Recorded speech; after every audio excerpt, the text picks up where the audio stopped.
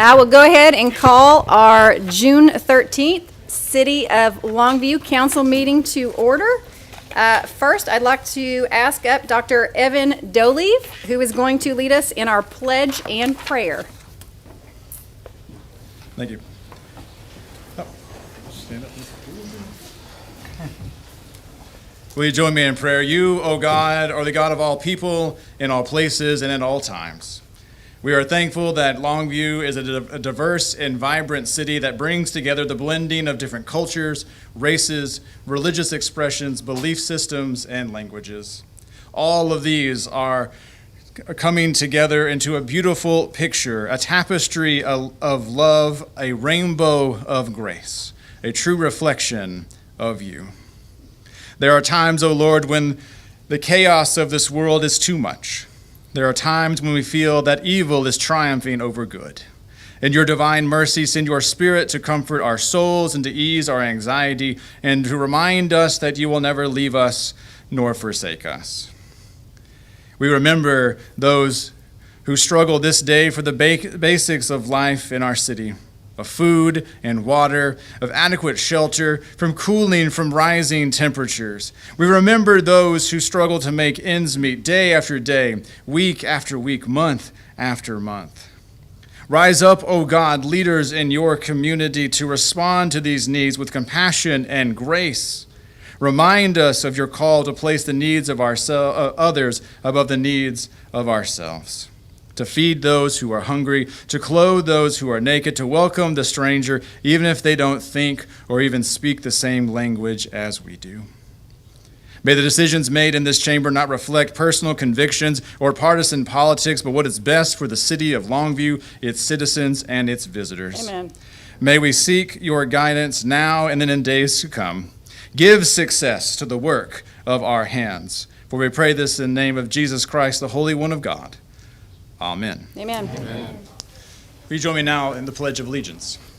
I pledge allegiance to the flag of the United States of America and to the republic for which it stands, one nation, under God, indivisible, with liberty and justice for all. Thank you so much. And next is actually a presentation, so if you want to join me up front.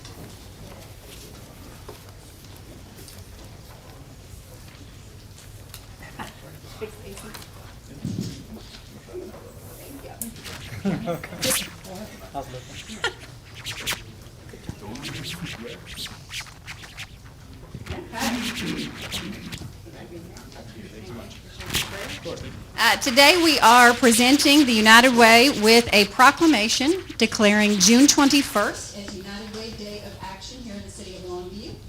That one is thank you. Trade me.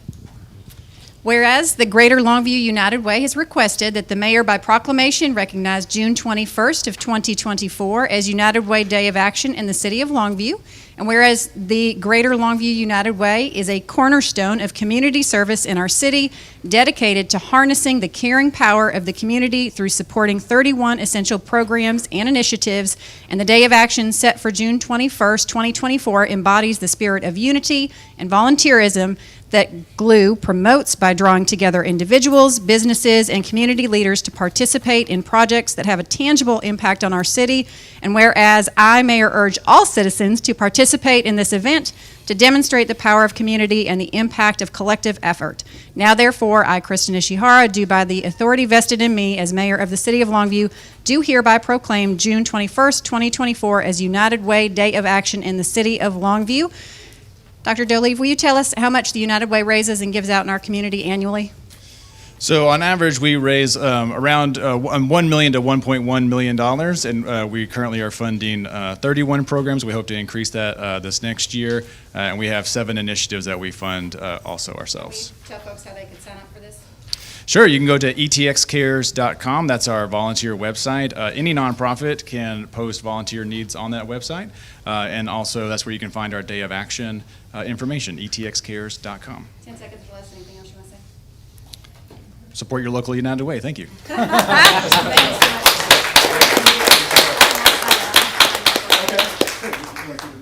I will sign it now.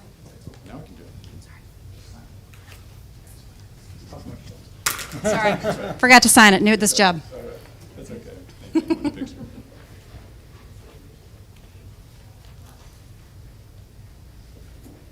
Thanks so much. Thanks so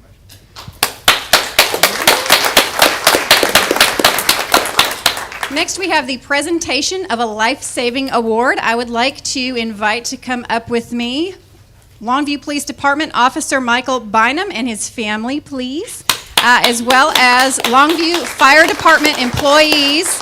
There's a long list: Cooper, Frey, B. Davis, Cameron, Johnson, Bird, Hanlon, Fletcher, and McLeod. Do I need either of the chiefs up here? Come on. Come on up.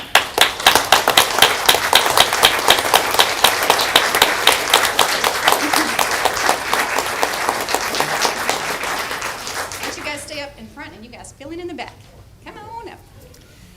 Tonight, we have the special privilege of recognizing public safety personnel from both our police and fire departments who have recently provided life-saving aid in our community.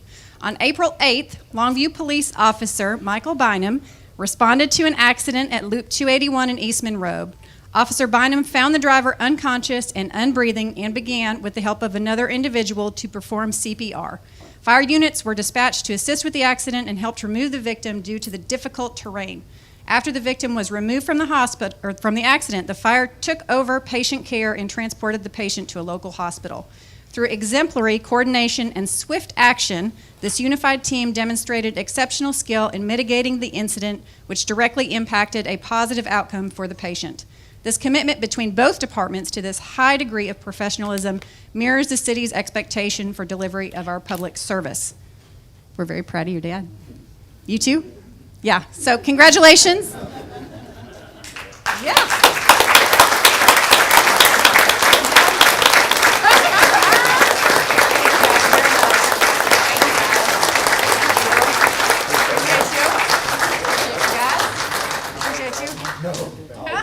Did you really? No. Oh, sorry. Thank you. And I bet we're supposed to take a picture. Are we taking a picture? Oh, sorry. What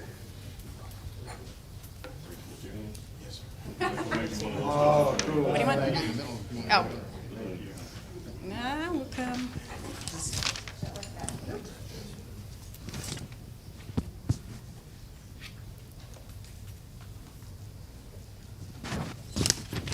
Thank you guys so much for your service and your sacrifice.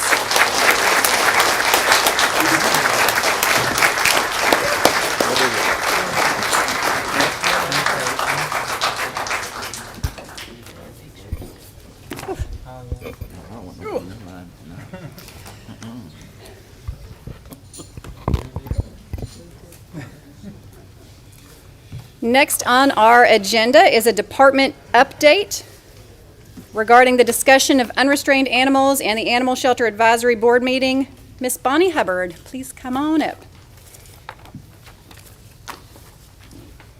Good evening, everyone. I had to work my way through the crowd there, sorry. I just wanted to provide a brief update regarding the Animal Advisory Committee. We do have our first meeting since last council and everything we heard about ordinances. It is set for Monday, this coming Monday, June 17th at 5:30 p.m. here in the council chambers. It has been posted on all of our media and it is open to the public. I would be glad to answer any questions at this time if you have any. Yep. So we would be encouraging. Yes, we members do of the encourage public to all come. public to show and provide us input regarding ordinances you would like for animal laws. Okay. Any comments? Okay. Thank you so much. Thank you. Next on our agenda is an update regarding the Longview Swim Center Plan and future of aquatics from Mr. John Albertson. Mayor, Council, Mr. McPhee, thank you for the opportunity, of course, to be here again to update you on our plan for Longview Swim Center, as well as the plan for the future for our aquatics program. Demolition, so under demolition, Public Works has established a plan for grading as well as the removal of the pool and all structures on that facility. That is to be shared with Pine Tree ISD in the coming days to gain their approval of our plan for removal. Our department has salvaged anything that we can reuse elsewhere at other pools or other locations throughout the city. Those items are things such as sunshades, chemical controllers, and picnic tables. Our city IS department has removed all the technology as well as city fiber from the property. And then Public Works has disconnected water and is in the process of removing electrical service as well. An asbestos abatement study was done today, so that is in process. We seek to have that removed, everything done by end of summer, so that we can get that done before school starts back. As for our next steps from a department standpoint, we're working to establish a committee to review and create an RFQ for an aquatics master plan study. This will, of course, help us to look at our aquatics program holistically and review all of those features and everything that we have existing, as well as try and establish a future plan for the direction that we head. With that, that's the biggest update that I have at the moment, so I'll gladly answer any questions that you may have. Yep, go ahead. John, after we're finished, with this process on here, can we explore options for something else that we can put there in its place? The community is used to go in there, and we do want to recognize that and see what we can provide there. Yes, that's definitely something that we can review. Really from the get-go with that option A that you all chose at the last council meeting, we knew that we could look at any options on the table. So that really opened a lot of different options for us. So yes, that's definitely something that we can consider. And you'll be working with Pine Tree, correct, to make sure that whatever we do moving forward is good on both parties? Yes, ma'am. Okay. All right. Any other questions for Mr. Albertson? Yeah, I'd just like to say, you mentioned a lot of the demolition. It seems like there's work's already in place. So is that going to limit our options to be able to add something new there? No, that won't limit anything. That will give us a blank slate to be able to do whatever we wanted to do in the future. Good. Okay, thank you so much. Thank you. Next on our agenda is the consent agenda. Are there any items that council would like to discuss further or ask any questions on? Mr. Wade? A, please. A? Okay. Oh. Any others anyone wants to discuss or ask questions on? A is you, John, so I guess we'll discuss that. Mr. Wade, do you have questions or? Yeah, so I noticed with this, we are basically open this up to anyone to join that lives outside of the city limits. Is that correct, guys? Yes, so these two specific ones, the Construction Advisory and Appeals Board and the Longview Historic Preservation Commission, they have positions that are skilled positions that require certain things like civil engineer, architect, stuff like that. And through the board and commissions with Councilwoman Gamboa, it was very difficult to fill those positions. We still have some open positions that we're not able to fill, even with trying to get everyone we can and to apply for those. And that's because of, even though we did multiple pushes for recruitment, people didn't really apply for those, and the ones that did all lived outside the city limits, but they were people who previously lived in the city limits. And so I think that the caveat within this is that the members should be employed within the city limits, so they have a vested interest in the city, but not to limit someone with these particular trades that are hard to find, like the architect. And I will defer a question to Roland. We can't just do this to specialized positions, we have to do the whole broad category, right? The way it's been prepared is broadly for application. Most of the times, what Councilman Newstead said is there were always a couple that we had difficulty filling, and during the boards and commissions process, which I was there for part of that process, it came up that they said they wanted to pursue and see if people that had the expertise to serve in those two seats would be available to do that if the rules were changed. And so they had discussions with folks that indicated that that would open the possibility. So that's where this originated.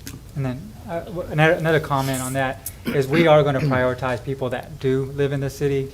It's only if we are unable to fill those positions, then at that point we would look at expanding that. And that's with Councilwoman Moore, who's going to be serving on the boards and commissions with me. So what's been the duration of not having this filled? Has it been years, or has it just been this time around?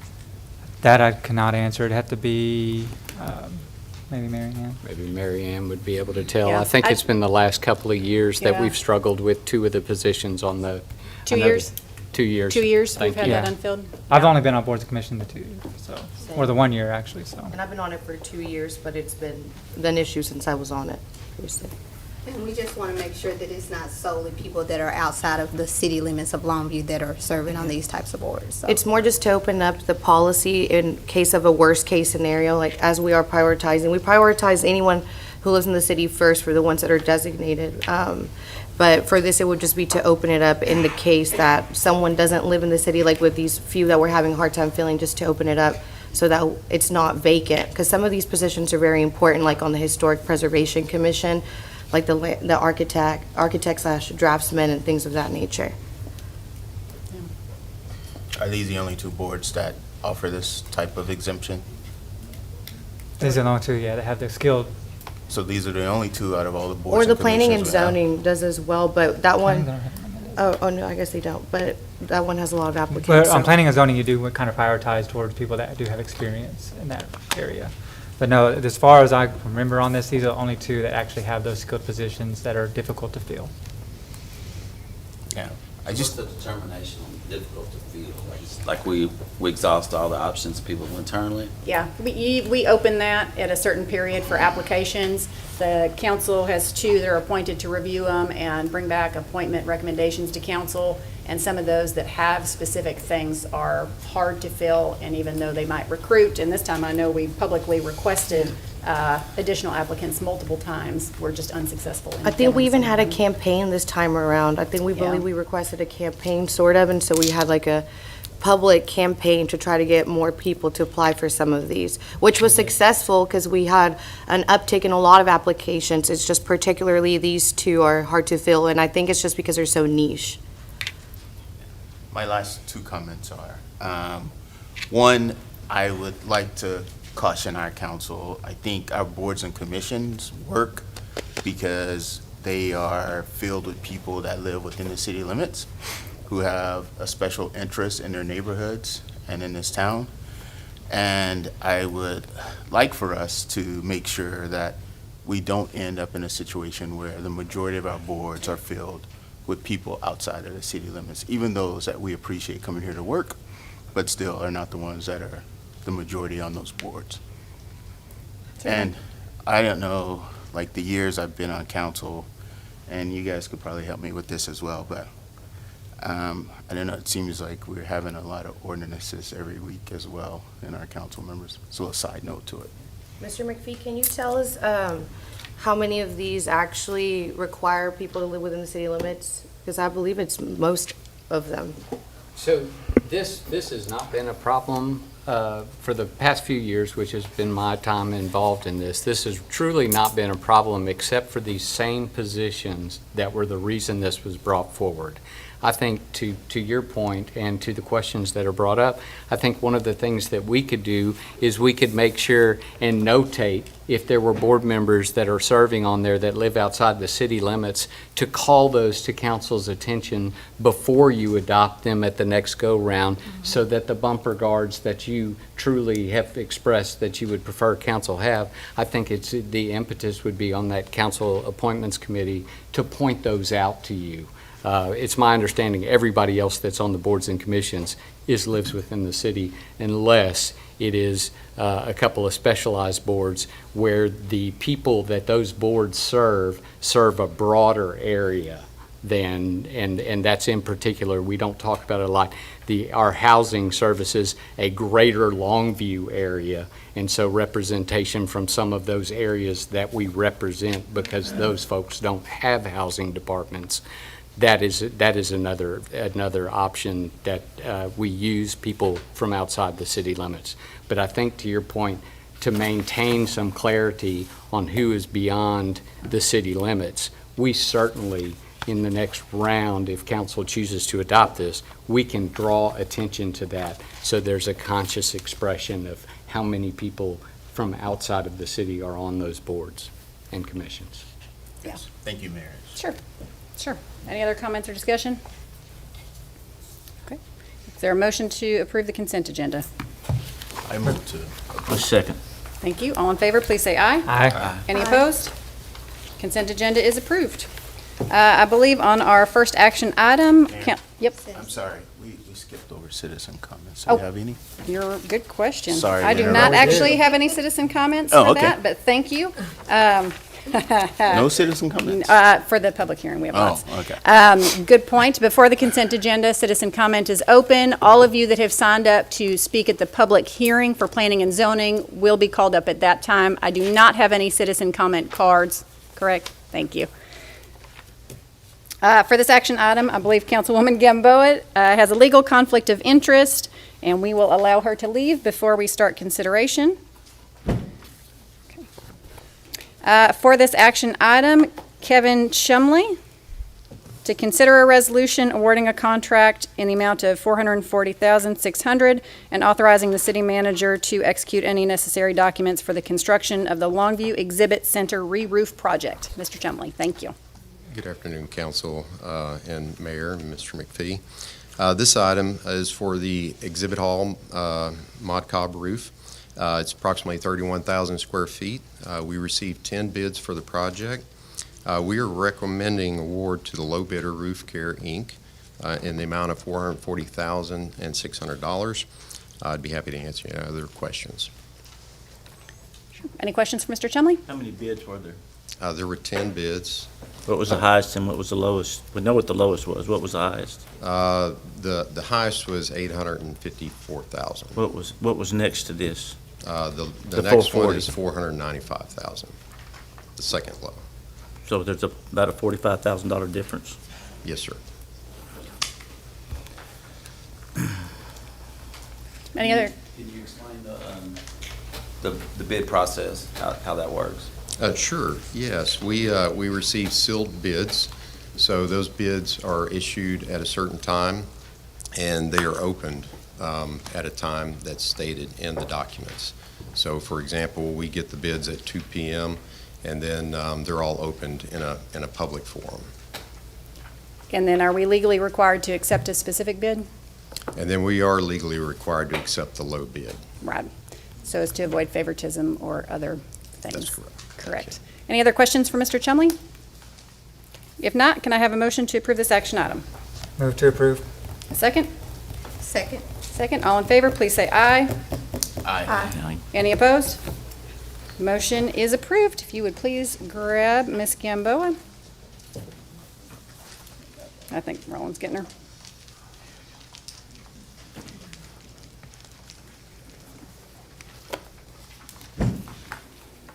Thank you so much. Next on our agenda is a zoning item. A public hearing will be held to consider application S24-04 filed by 2120 East Loop 281 LLC requesting a specific use permit. Ms. Choi, a couple of things I did want to point out. This action item requires a supermajority vote, which for council's knowledge is 6 of 7. And I will turn it over to Ms. Choi at this time. Thank you, Mayor, members of council, and Mr. McPhee. The applicant is requesting a specific use permit to allow for a mining facility to extract precious metals and other elements from recycled materials in heavy commercial zoning district located here at 2120 East Loop 281. This item was tabled from the May 9th City Council meeting in order to obtain additional information. A neighborhood meeting was held and hosted by Councilman Newstad and Leadco on May 28th, where the property or the owner of the company explained their process. Previously, a vessel fabrication shop occupied this building. As stated earlier, the applicant is proposing to recover precious metals and other elements from recycled materials in a low-carbon biotech process. The current UDC does not have a listed use for this applicant, for what they're proposing to do. The use that is most similar to the process in our Unified Development Code is recycling processing facility, which is defined as a facility used for recycling of recoverable resources such as newspapers, magazines, books, and other paper products, glass, metal cans, and other products that involve processing. chipping, or grinding to return such products to condition in which they may again be remanufactured into new products. A specific use permit is required for a recycling processing facility within heavy commercial zoning district to ensure certain uses may locate within an area where they may be compatible with existing or planned land uses, with consideration given to setting, physical features, compatibility with surrounding uses, traffic, and aesthetics. East Loop 281 is classified as a principal arterial roadway and is maintained by TxDOT. This type of development is appropriate along this roadway as long as access management is followed. Planning and Zoning Commission, along with staff, recommends approval of this request. I'd be happy to answer any questions at this time. Thank you. Are there any questions for Ms. Choi before we open the public meeting? This action item does require a public meeting, and we'll open that public meeting at this time. I have a number of speaker cards. Do you have any more I need to add? Thank you. For those that wish to speak on this action item, a couple of just friendly reminders. Each citizen comment is limited to 3 minutes. We ask that you step to the podium. Please clearly state your name and your address. If you'd like to, you may also state whether you are in support or in opposition. You will be allowed 3 minutes to speak. Once your speaking time is concluded, you will return to your seat and you will not have an opportunity to return. That is a total 3-minute time.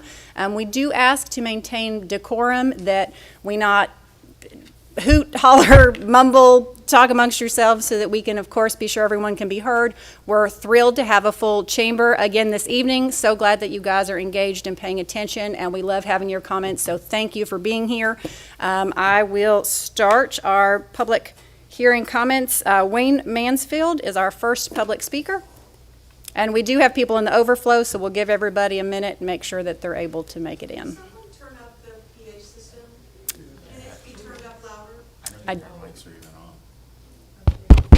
Definitely on. Maybe we need to get closer. Would that be better? Okay. Good evening. Good evening. Appreciate the opportunity to be here. I think as we've gone over this for some time now, just kind of reiterate what this process is. It's unfortunate that the term biomining has been used. This is actually a process extracting precious metals from recycled material. I think a lot of the information that has been flying around is referencing biomining using artificial intelligence, but that is not what this process is. There is an actual biomining process that is much more intrusive, much like the traditional mining.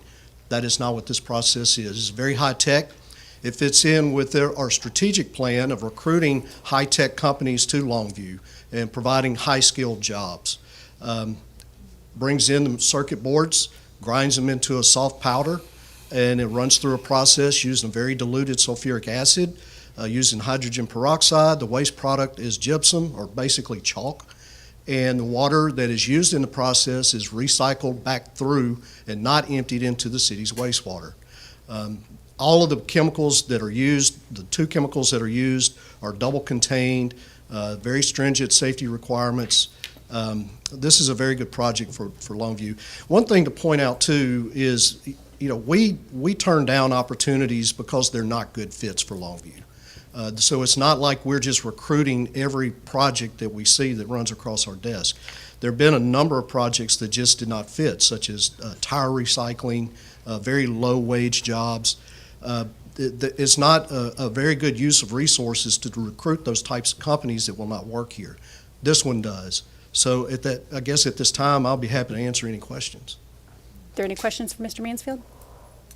If you had to gauge the risk to the community, what would you say? Very minimal. And I think you will hear that too from the fire chief. Ms. Mitchell, not from the audience, I'm sorry. I'm sorry? I'm sorry, I'm just instructing, no questions from the audience. I think the fire chief will discuss that so far as the safety factor and their ability to respond to any incident on the site. Very low traffic, 1 truck a week, I believe, will enter the site, 25 to 30 employees. Did you have a question? What's Let's Co's role in this?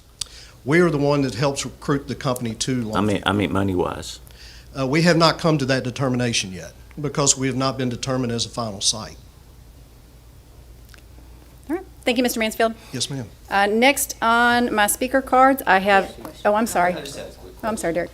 I just wondered if you could give a more detailed explanation of the comparison in the document that was read about what a similar recycling process that we had, another facility that we have that exists that would be similar to that. There is not one. This is very new technology. A lot of the comments have been made that this company has been only existing for a year. That's not true. They have been operating for a year. However, the company has been in existence for many years as they've refined this process.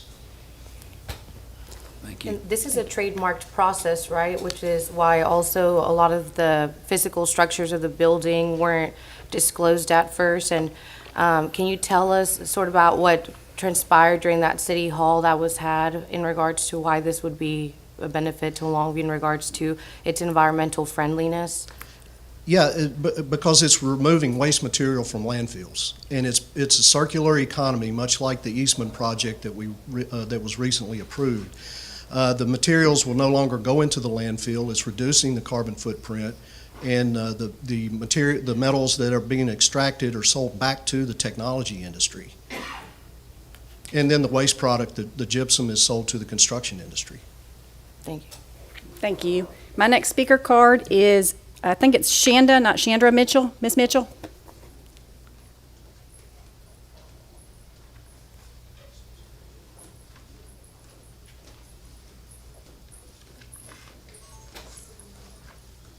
Are we going to have the 3 minutes up so I can, are we timing? Yep, we'll start you. Okay. May 9th, the company Mint told us on live recording that the water toxins, all of that, would be fed into the city water. It's also been stated you all have a patent in front of you, and it has a lot of information, but it's Mint's patent that shows you it uses 28 chemicals, gases, and acids. Okay? You also have this documentation from multiple sources.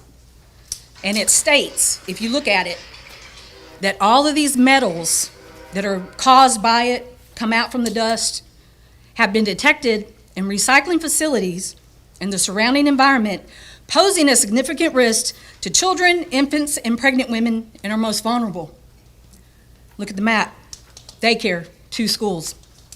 Which, by the way, that is not zoned for these schools. They're new. And the trucks have to turn around and make a U-turn to get to the facility. From I-20, exposures to hazardous substances of e-waste recycling sites.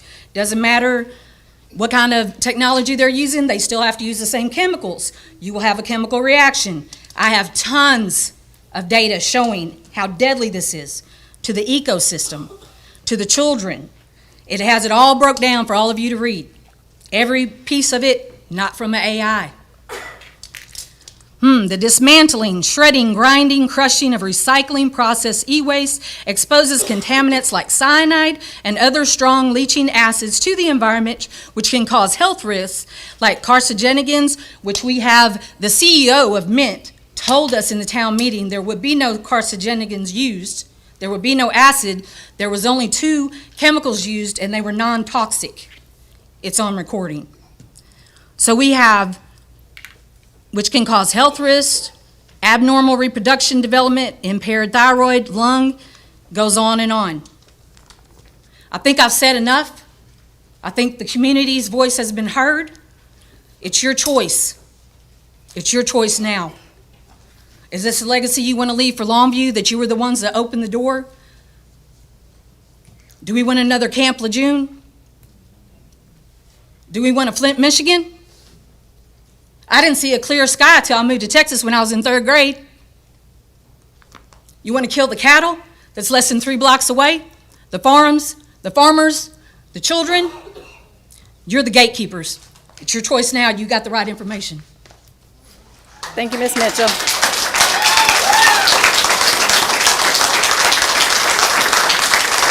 Next up is Ms. Carolyn Northcutt. Good afternoon or good evening, whatever.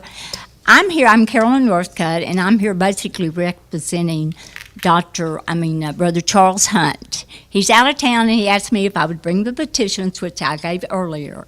So you have the petitions, and I think there's over 600 signatures, and I'm not promising you that some of them aren't done twice, but it was out of accident. What we're concerned with is the hazard that this company, and I know you say that it's safe, and I've already talked to the fire chief. That traffic there, she mentioned the traffic. There's already a problem with the new school, the Hallsville Elementary School that is put in there. They have had to restructure the traffic off Page Road that intersects with with the loop and also Delia. Before the school put in there, you drove up and there was a stop sign. And they stopped. If you were on Delia, you could pull out in front of the stopped cars. Well, that's been taken away. You have to go across a road, a whole lane to even be able to turn onto or to continue on Page Road. So we already have a problem. Now, if we have a truck coming in and it's coming off I-20, it's going to have to go toward town, which is north. It's going to have to turn west. It's going to turn west.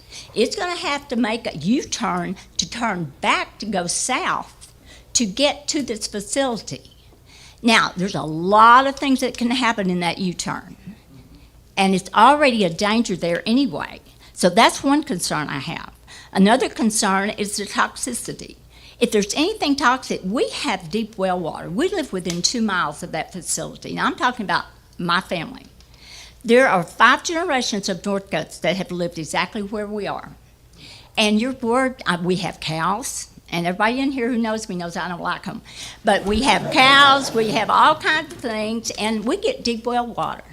So if that water is contaminated, it actually closes our family down. And not only ours, but a lot of people up and down that road have deep wells. So that's a concern of mine. And I taught for 29 years. And I'm very concerned about the children in these schools. You've got Hallsville Elementary. You've got Woodland Hills Christian Academy. You have a daycare center. You have 2 churches. We have our church, and not far down the road is Macedonia Baptist Church. There's also another church just right up the road. So you've got 3 churches within like a 5-mile radius of that place, and maybe more.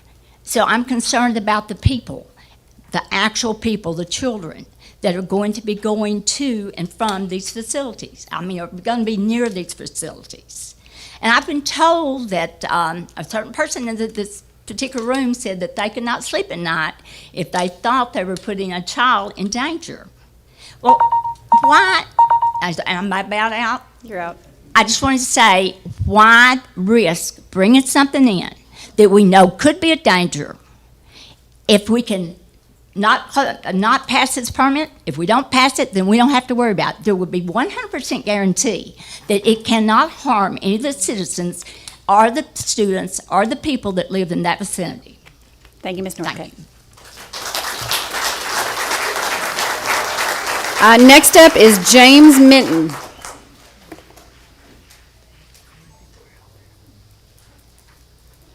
I'm James Minton. I reside at 803 Diamond Street.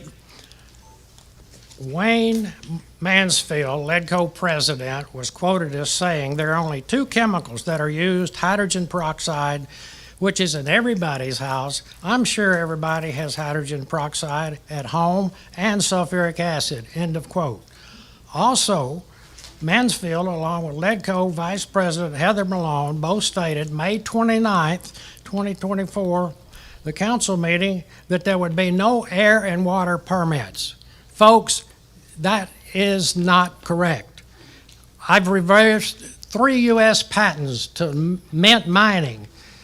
And let me read what's in those patents. U.S. patents do not support that chemical analysis.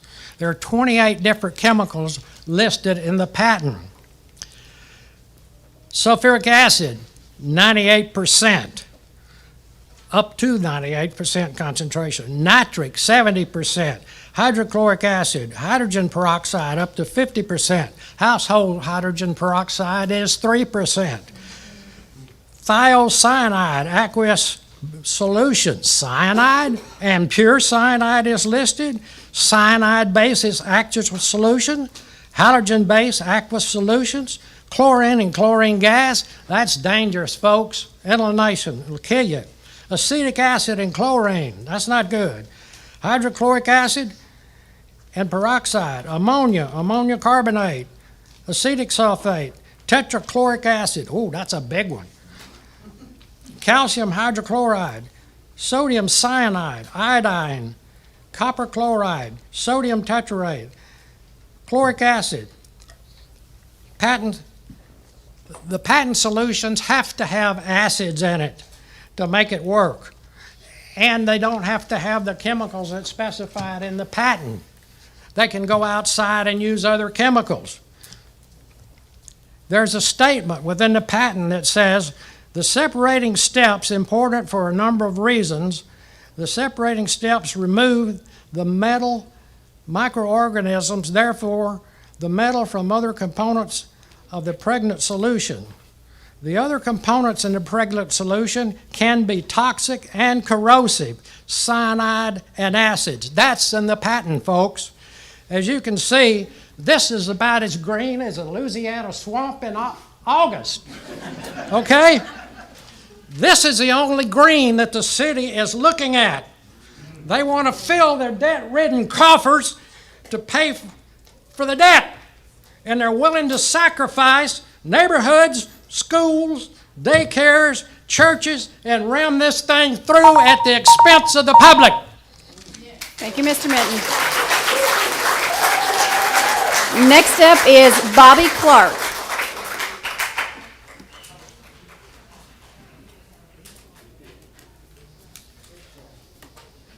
Good evening. My name is Bobby Clark. I live at 49 Circle Road. Oh, no, I didn't want to be on TV again, but here we are. As an accountant, I am fully aware of the need for commerce and aware of city growth, the need for incentives, and trying to attract industries to your area. But let's step back about 32 years ago when I stood in front of this same council and figured out I was on TV. We now have a new council. We now have a new mayor. We have a new director of LeadCo. But this is eerily similar to what I fought in 32 years ago with LeadCo and bringing international paper to drop it into my backyard. LeadCo was courting international paper for an oriented strand board material factory. And when the council was asked, have you seen the facility? Oh yeah, we've seen it. They went on a scheduled maintenance day for a guided tour with the plant not in operation. My husband and I went to Nacogdoches, saw the plant, the extreme lighting, the rodeo buzzer every 10 seconds that sucked the sand out to keep it, or vibrated the pipes to keep the sawdust from sticking. It was not something they would want in their backyard, and they did not see it in operation. To the best of my knowledge, I was able to, let me get through my notes because I didn't time this. I was scribbling notes before the meeting. I wasn't even planning to speak tonight. I just want to charge each of you that what was deemed for international paper became Neiman Marcus. It was in the middle of a neighborhood in an ETJ that we could not vote, but we could give you our input. You're charged this evening with making the decision for your residents, and without any discussion of the chemicals or all of the other impacts it could be, I just hope that you can vote with a clear conscience, that you feel this would be something you would have in your neighborhood and that you would welcome at the risk of the almighty dollar. I do want just to make sure you have all the facts and that you won't vote if you don't. That's between you and your conscience. I just didn't have peace about not coming. I don't know the real answer to this. I just know that make sure you have all the info you're needed before you make a quick decision tonight that can affect, if the biomining company does come, it's really hard to fix it after the fact for any long-term detrimental effects that it may have. I did pretty good. Thank y'all very much. Thank you, Ms. Clark. Next is Miss Marsha Johnson. I think she may be in the overflow. If somebody would grab her for me.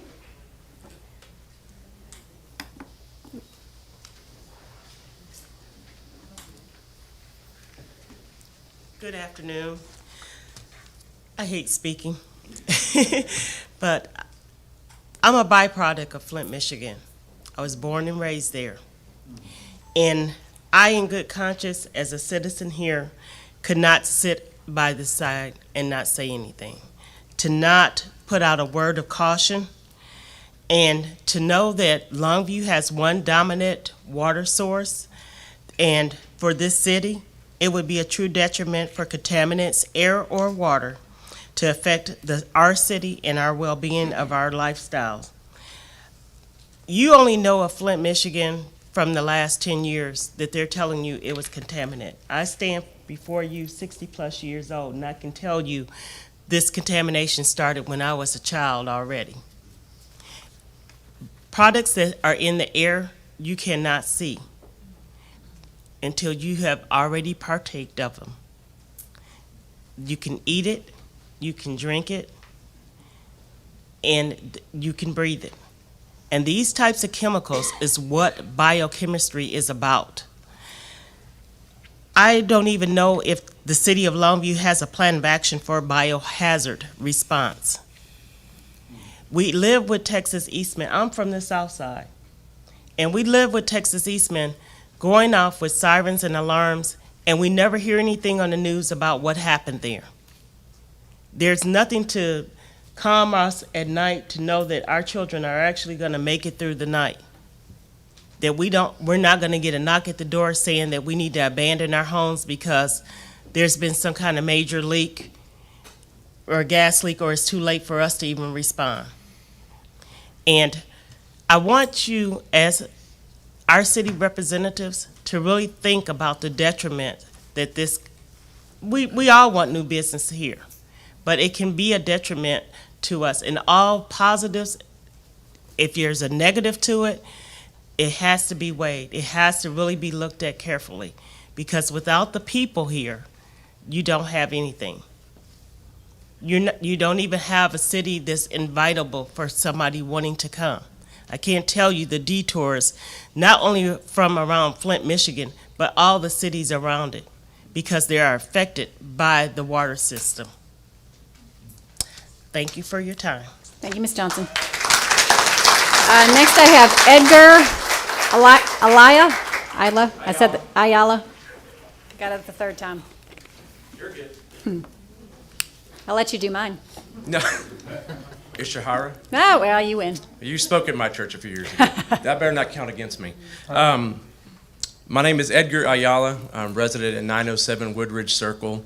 I just want to say, without any confusion, I'm for growth and development. My question tonight is at what cost? As a concerned citizen and community leader, as pastor of Longview First Assembly, I'm also wife of the secretary at Hallsville West Elementary, which I'll represent as well. They didn't ask me to, but I will. I'm against the proposed site of biomining facility. As leaders, we have a responsibility. We have responsibilities for all of us tonight that are leaders to leave a church, a community, better than how we found it. Having grown up in the Houston area, I've been in and around and even worked in chemical and refining facilities, and I know too well what chemicals, or more importantly, what the mixture of chemicals can do and the dangers that comes with that. I am pleading with the City Council, with you, Mayor, to reconsider this proposed site and putting schools, churches, communities, residents. I'm literally a stone's throw from this facility myself. We're just very concerned of what this can do, and I'm against this proposed site. Thank you very much. Thank you. Next I have Kyle Bond.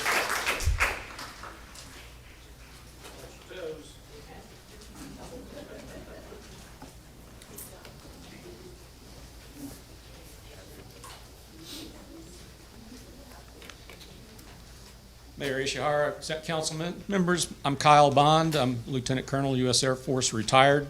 I live at 108 Michelle Drive, Longview, and that's in the Gale Manor Division in West Harrison County. During my tenure in the Air Force, one of my duties was as a wing safety officer. I was trained in hazardous materials handling. I've been involved in hazardous materials investigations and problems. I also had hazardous materials training in 2 air freight companies I worked with. So I have some recognition of the dangers that occur with hazmat. And so let me just say that I am not opposed to this whole idea that Mint Innovation is proposing, the recycling, the biomining. That seems reasonable, being the technology looks good. I am opposed to the site. And I'm just concerned about the proposal because the dangers that exist, because we really don't have the full story, it appears to me, that they're saying one thing, but other information tells us there's a lot more to the materials that are going to be used at this site. So it's not unreasonable that we should fear or be concerned about what this company is about to do here if it is, implanted in, or set in that site, because we don't know the hazards that could exist. One of the things that I did is I just wrote down some questions that we just need to answer before we really consider this to be approved. What are the chemicals? I mean, we're hearing two different things about what are the chemicals that are being involved here. And they're saying they're just very benign chemicals, but yet we're seeing in the patent a lot more serious things. And so, what's going to actually be on this site? What materials?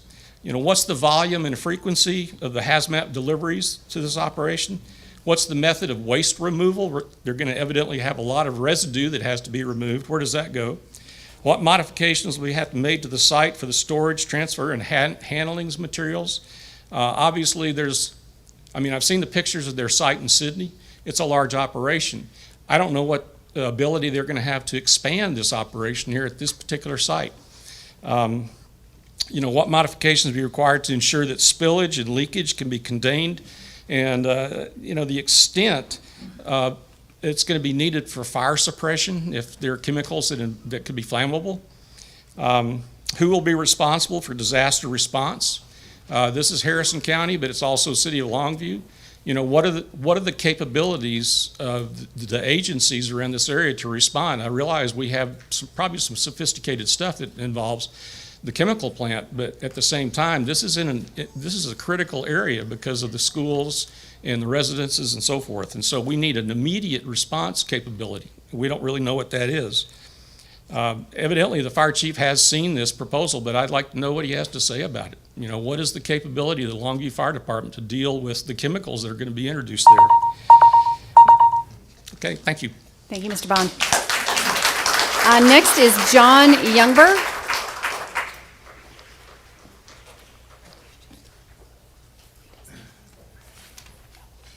Thank you for the opportunity to speak to you this evening. Biorefinery, that's what the website says at Mint. It's a refinery, okay? Green, clean, safe. That's the Mint's Public Relations Department's slick-sounding PR, right, on their website. Sounds nice, right? Green, clean, and safe. Chemicals used on record by Mint include acid, cyanide, chlorine, ammonia. Wow, that's clean, that's green, right? These are all chemicals, among others I can't even pronounce, that will be brought to Longview on trucks passing by Hallsview West Elementary School, Woodland Hills Church, and surrounding residential neighborhoods. Water. We need clean, safe water. We are led to believe this refinery is mostly safe design, mostly. Only minimal toxic water leak. But Mint cannot fully guarantee leakage-free environment into our water supply. Security, well, what could go wrong? A sewage treatment plant overflowed in Tyler like a week or two ago. 3 million gallons of waste spilled out in the streets of Tyler. I'm pretty sure that wasn't safety in their plan, was it? It's hard to trust Mint's promises. What's to prevent a leak from occurring at this facility? What are the ramifications? Air pollution, water poisoning, among them. Let me just talk about expansion for a second. You know that there are 30 refineries in Corpus Christi, right along the Gulf Coast. This expansion created the carcinogenic coast. Started with one refinery many, many years ago. Now there are 30 there. And you can't drink the water down there.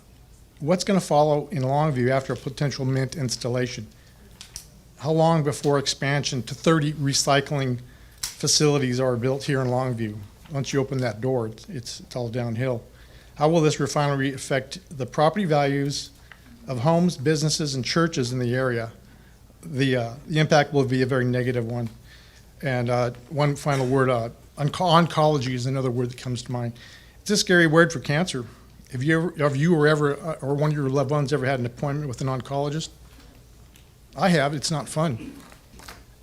Cancer, birth defects can result from these kind of chemicals used near children and adults. Recently, a report out of Louisiana said that people that are exposed to the chemicals down there in those refineries have their DNA infected. I'm not a doctor, but I think that doesn't sound good, right? I understand the need for economic development and growth. The city needs jobs, but at what cost? And for you individually, this is going to be on your record. Are you going to live with this for the next 10, 20, 30, 40 years of your lives, knowing that you opened this door? Thank you. Thanks, Jimber. Next is Bruce Hathaway.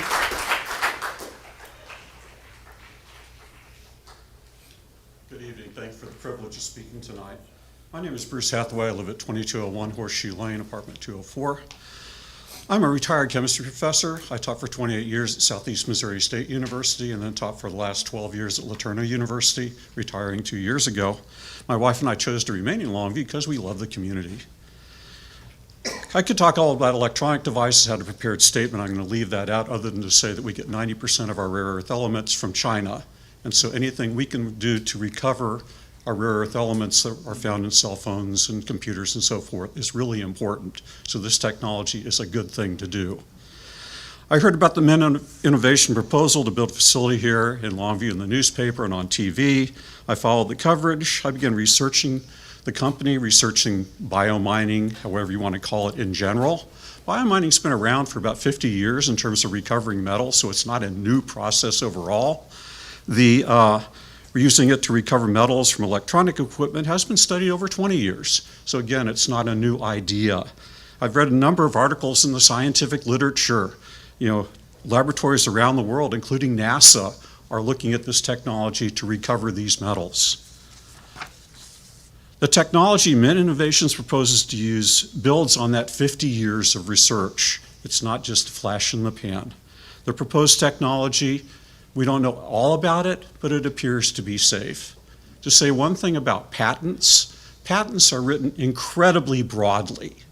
They include every possible thing that anyone could ever want to do. That's the nature of a patent, so they get proprietary use of their technology. So just because something is in a patent doesn't mean it's going to be used. That's something that we need to talk to the company about to see exactly what they're going to be using. But just because it's a patent doesn't mean it's going to be used here. As a chemist, I don't want a dangerous facility in Longview. I have friends who live in the area, friends who worship at these churches. In my opinion, the hazards of this new facility are not as huge as some people are making it out to be. There's, talked about Eastman. Eastman has got a great safety record, and it's a much huger facility. They can handle hazardous waste, they can handle water purification, they do air purification. This company will have to do the same things. So in conclusion, I'm supporting the zoning request. I think it'll be good for Longview in lots of ways. I think it would be good for not landfilling all these materials that were just thrown away currently. And I think, by recycling these things, we don't have to buy them from China. Thank you very much. Thank you, Mr. Hathaway. Next, I have Danny Bradley.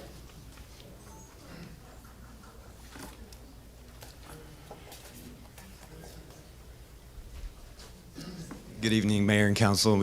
Thank you for inviting us to speak this evening. I'm representing Bagley Tractor and Equipment. We've been a tractor and construction equipment dealer here in Longview for going on 25 years. I believe you've probably heard from the Longview Chamber of Commerce, citing several reasons why they support this project. As a member of the Chamber, we stand and join with them and support the project as well. Personally, I've also been an engineer at a local chemical company. I'm not representing them, but I am no stranger to working in that environment, designing systems for them, safety protection systems, and from that capacity as well, just my own research, I believe and support this project. Thank you. Thank you, Mr. Bradley. Next, I have Heather Malone. She might be just for questions. Okay, will you check? Okay, thank you.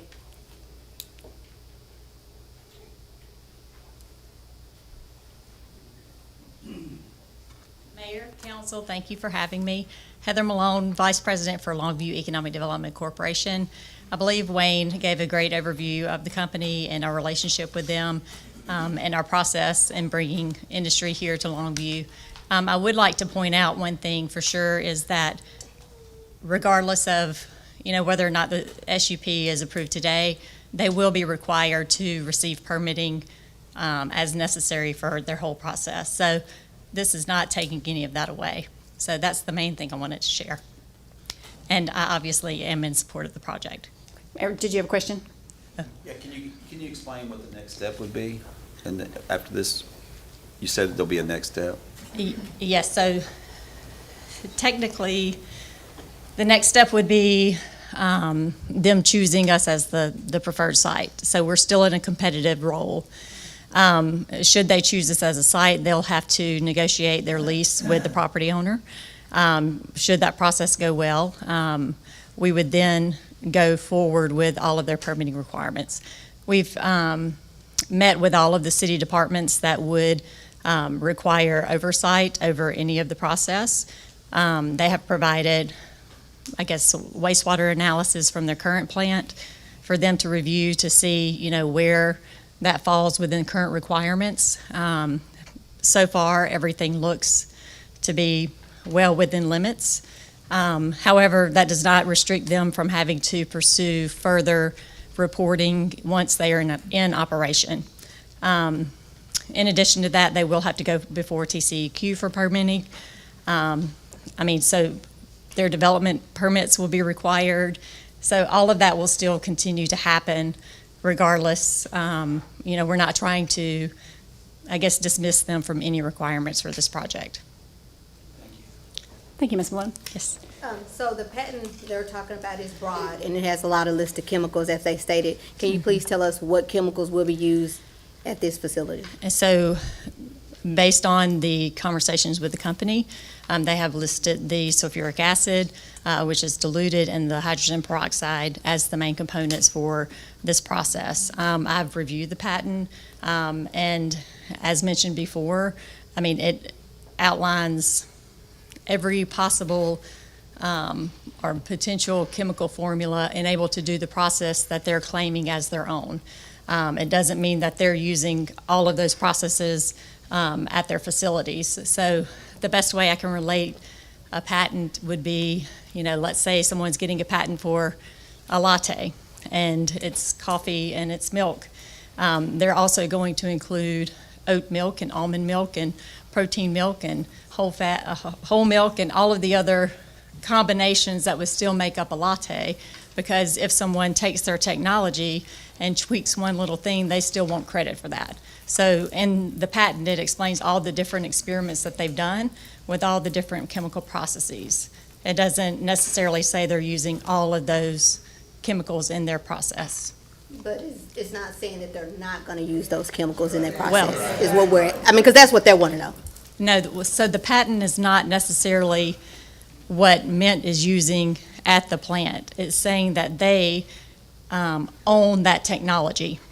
So that's what the patent says.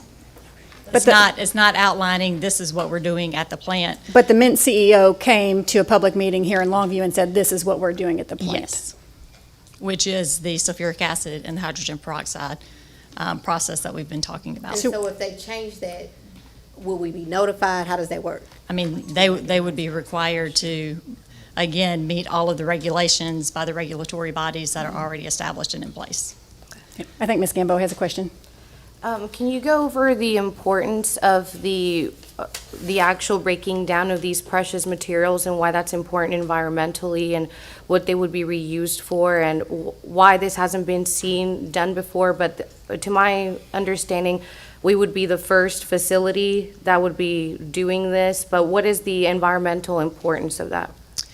So, as we all know, use of technology has increased over the years and continues to increase. The number of electronics that we're using, the servers that are in data centers, we're constantly trying to generate more chips and for these technologies that we're utilizing. And currently, they're just being trashed. I think there are some processes where they're trying to reuse and recycle, but this is taking, we're throwing away all these precious metals. And then whenever you're not recovering them back, you're having to go mine, truly mine, to recover new metals. I mean, there's only so many resources out there that we can capture through mining. So this is a great solution to bring in all of that e-waste and reprocess it, pull out the items we need, sell it back into the electronics market, and continue. That's why it's called a circular economy, because you're continuing to circulate those products instead of just throwing them out into a landfill, and then that does cause contamination into your soil and into your environment.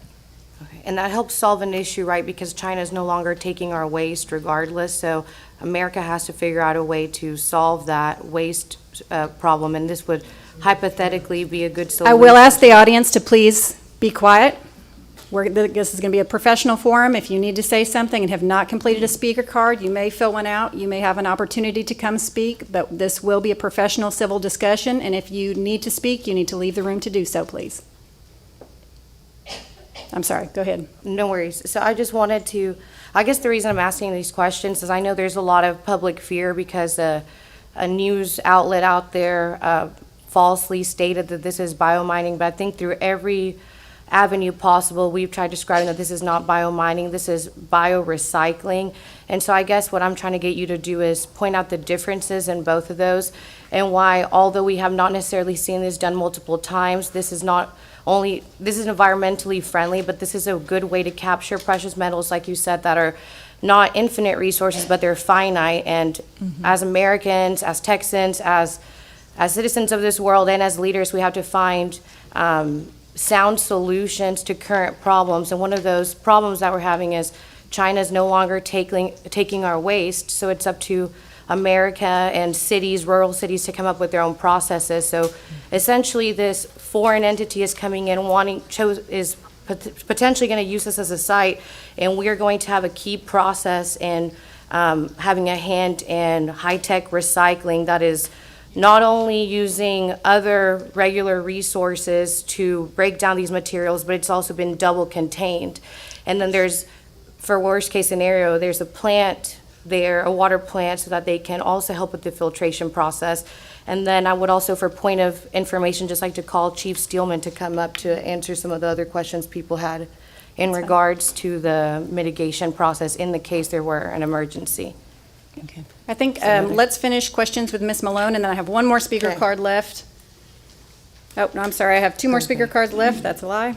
So you could just do that, Heather, So I'm going to try to remember the different points, but I will point out that the wastewater is what they will be, once they finish their process, they will take that wastewater and recycle it back through their process again. Once that's done and they're able to recycle it as many times as possible, they do have their own on-site wastewater treatment facility to make sure that the water going out of the facility into the city's system is within limits that's required by ordinance by the city. They will test those before they go into the city system multiple times, like it's an ongoing process. They have to get and maintain a wastewater permit through the life of their facility, which every other industry does. So as far as any potential contaminants into the wastewater system, that's where we are making sure that they're falling within those limits. There's no risk of any toxic materials going into the water system at all. And then going back to your, the high-level view of limited resources and where do we put our waste, I mean, that's a worldwide problem. This company has been recognized and they've won awards at a worldwide level for their innovation and solving a problem that we have. And their idea is to place these in many areas throughout the world to address this concern, take the e-waste out of the region that they're in, and then be able to put those materials back into the same region that they took them out of. Thank you so much. Thank you, Ms. Malone. Thank you. Sure, and I would remind everyone that council is permitted to call and ask questions, like we'll call Chief Steelman in just a minute. I'd call Kelly Hall as our next citizen comment. Oop, thank you.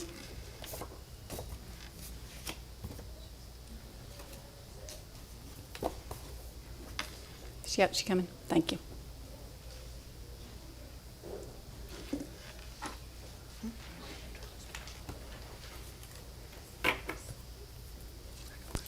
Good evening, everyone. Mayor, council, thank you for this opportunity. I'm Kelly Hall, President and CEO of the Longview Chamber of Commerce, representing over 50,000 employees and 1,000 companies here in Longview.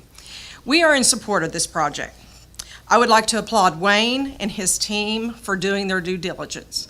I want to applaud the governor and the Economic Development Corporation of Texas for doing their due diligence before even bringing this project to our state.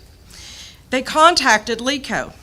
LECO was one of the ones who chose to go look at this project.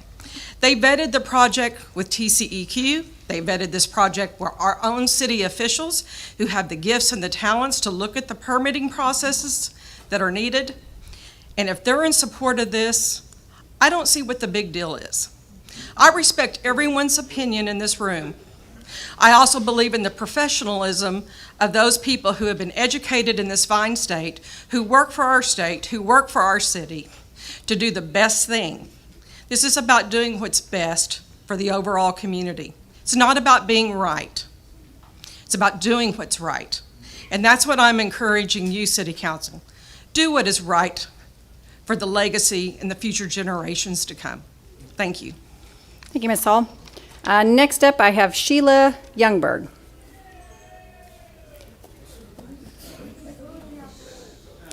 Guys, we've been respectful while everybody has commented. I would ask you to please act like civil adults. Do not boo, do not applaud. Act like the adults that I know you are, and please respect everybody's opinion and ability to disagree civilly. Thank you so much. I'm sorry, go ahead. I did not cut into your 3 minutes. Thank you for your time. I appreciate that you're taking us seriously. I stand in opposition to this permit.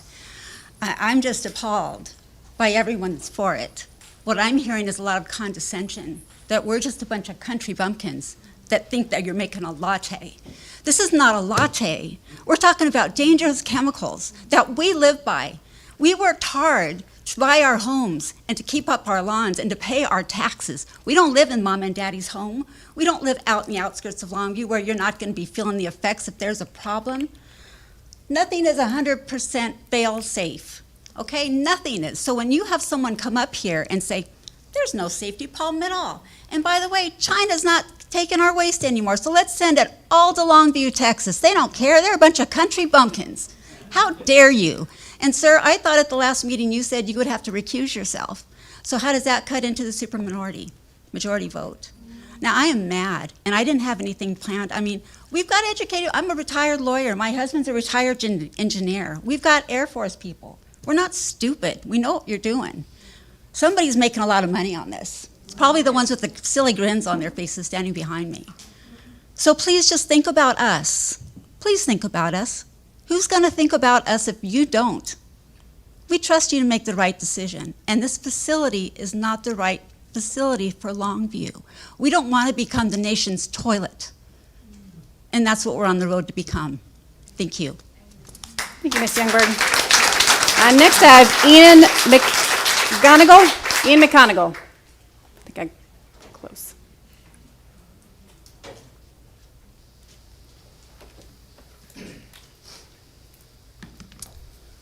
Hi, my name is Ian McGonigal. Didn't plan on speaking today, didn't even know this was happening until I was scrolling through Facebook last night, and I'm sure if more people like me knew what was going on, they'd be here to speak up about it, because, I mean, am I not the only one thinking that we're all a little insane for even considering this? I mean, would you really want this in your backyard? I mean, they say this is a new type of facility, and I don't know a whole lot about it, but as far as I know, I don't think they know about the long-term health effects of the people living in surrounding areas. Like, everybody's already mentioned all the houses and the churches and schools. I mean, I've lived my whole life within a mile or two of where this location's going up.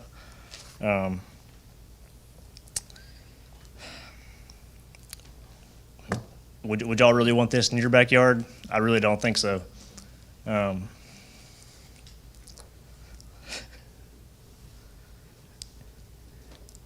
Like I say, I feel like if this goes through, it's somebody's getting paid for it.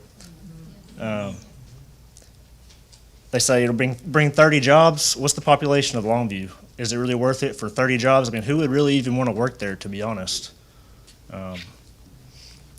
30 jobs worth potentially the health and well-being of the rest of the city? Not in my book. But say everything's about money these days, and I wish it wasn't. Sorry, I get stage fright really bad, but I had no plans on coming up here, but this is just not right whatsoever. This is just craziness on all levels. Just to do the right thing. There's no way they should go through. This is absolutely insane. It's not worth risking the health and the well-being of our community. Thank you, Mr. McGonigal. Next, I have Jean Gallion.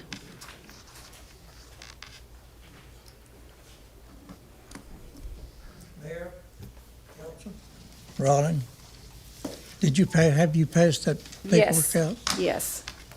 I'm G. Gallion. I live in Robinwood area. I came up with this drawing to try to help me keep in line. If you'll notice, so there's a triangle going up and a triangle going down, and the one going up, the basis is for the city, is what we are. And to support this company, you're talking about $30 an hour, up to $30 an hour. That's $60,000 a year in salaries. And if we were to run an ad in the paper or on television or something and saying that we have jobs starting or up to $60,000 a year, you would have a line long as up here to Hallsville, people applying for the jobs. In that second one from the bottom, it says food and lodging. Coming out of the manufacturing industry, no matter who you are, you're going to have vendors coming to see you. They're going to bring in you supplies. They're going to be coming to work with you. They're going to come in. They're going to eat. They're going to stay there. The suppliers, the local, no matter what they do in this building, the building that they're going to take, they're going to have to buy supplies. They're going to have to buy. They're going to have to remodel. They're going to have to do that to do in town here. You have a staff. You have a staff inside that are working. They're going to be ordering office supplies. They're going to be ordering this or that or that, and they're going to be needing stuff. Then you have the plant employees, the people actually doing the work. They're there. Then you have a finished product. All of this comes together to a finished product. And what it brings to is to this finished product on this triangle here, you see it. And I'll close by saying one thing. If we fulfill their needs, they'll tell others. But if we don't fulfill their needs, they'll tell everyone. Thank you. Thank you, Mr. Gallion. Is the last speaker card that I have. I know Ms. Gamboa had asked for Chief Steelman to come up and address the emergency response, I believe. If you would please do that. Good evening, Mayor Ishihara, Council. I think I was planning to reiterate what was discussed at the town hall meeting, just about the basic response capabilities of the Longview Fire Department, with a specific emphasis on the hazardous materials response, since that seems to be the impetus of the conversation. So the Longview Fire Department has operated and maintained a hazardous materials team since the mid-1980s. That team was significantly enhanced in the early 2000s. Out of the entire fire department of 186 personnel, Currently, 166 of those personnel are trained to the hazmat awareness and operations level. That actually comes with your basic firefighter certification here in the state of Texas. 60 of those personnel are trained to the hazardous materials technician level. These are the people that actually have the advanced training to go into the hazardous IDLH environments to hopefully stop and rectify an issue should one occur. 13 of those people are trained as hazardous materials incident commanders. They're the ones that would be running the incident and coordinating with outside resources, coordinating with government entities, TCEQ, all those different affiliates that would be engaged in any type of an incident should it occur. Our special operations team consists of 27 members. They are housed at our fire station number 2, which is at 708 North Eastman Road. That is the closest fire station in proximity to this proposed location. I'm happy to answer any other kinds of questions. I know that in my conversations with the president of the company, just the quick review of the proposed facility, you know, there's certainly a lot of safety systems and double this and triple that is in those plans. Those things would have to be verified and validated as part of that state permitting process. And not only that, but to pass the muster of the local fire code and the other safety systems that we have in place through our city ordinances. Once that facility, if it were built, were up and running, it would be inspected on a regular basis to make sure that it is remaining compliant with all those different requirements as any other business operating here in town. If they have certain types of chemicals, which they've primarily identified 2 of certain quantities, they would be required to report that on an annual basis because of SARA Title III legislation through a Tier 2 report. We currently monitor 76 other entities here in our city that report Tier 2 report information to the fire department on an annual basis.